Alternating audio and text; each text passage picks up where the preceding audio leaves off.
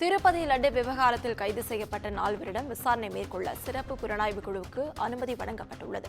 கலப்பட நெய் விவகாரத்தில் ஏஆர் டெய்ரி உரிமையாளர் உட்பட 4 பேர் சிபிஐயால் கைது செய்யப்பட்டு சிறையில் அடைக்கப்பட்டிருக்கின்றனர்.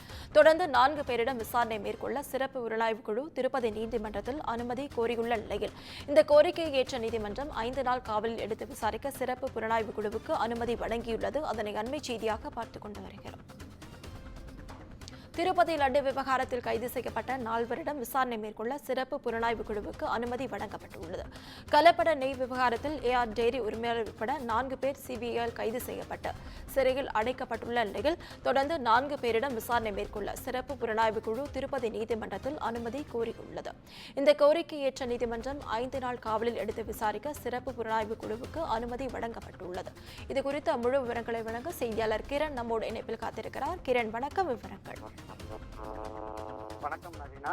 ஆந்திர மாநிலம் திருப்பதி திருமலை ஸ்ரீவாரி கோயிலில் பிரசாதமாக பரிமாறப்படும் லட்டுகளில் விலங்கு கொழுப்பு இருப்பதாக எழுந்த குற்றச்சாட்டுகள் பெரும் சர்ச்சையை ஏற்படுத்தியது. மேலும் ஆந்திர பிரதேச முதல்வர் சந்திரபாபு நாயுடு முந்தைய YSRCP ஆட்சியின் போது லட்டுகளில் விலங்குகளின் கொழுப்பு பயன்படுத்தப்பட்டதாக தனது குற்றச்சாட்டை முன்வைத்தார். இந்த குற்றச்சாட்டை தொடர்ந்து சிறப்பு புலனாய்வு குழு தனது விசாரணையை தொடங்கியது.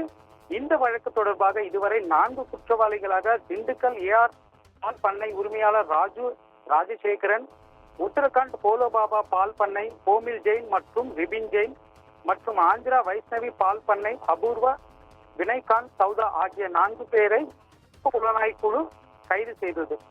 இந்நிலையில் மத்திய புலனாய்வு அமைப்பின் தலைமையிலான சிறப்பு விசாரணை குழு கைது செய்யப்பட்ட 4 பேரிடம் விசாரணை மேற்கொள்ள அனுமதி கோரி முன்வைத்த வாதங்கள் ஆய்வு செய்த பிறகு 2வது கூடுதல் மாவட்ட நீதிபதி நீதிமன்றம் இந்த காவல் கோரிக்கையை ஏற்று 5 நாட்கள் காவலில் எடுத்து விசாரணை மேற்கொள்ள உத்தரவிட்டுள்ளது.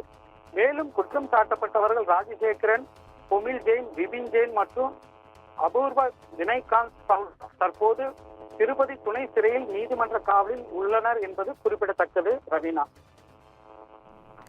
விவரங்களுக்கு நன்றி கிரண்.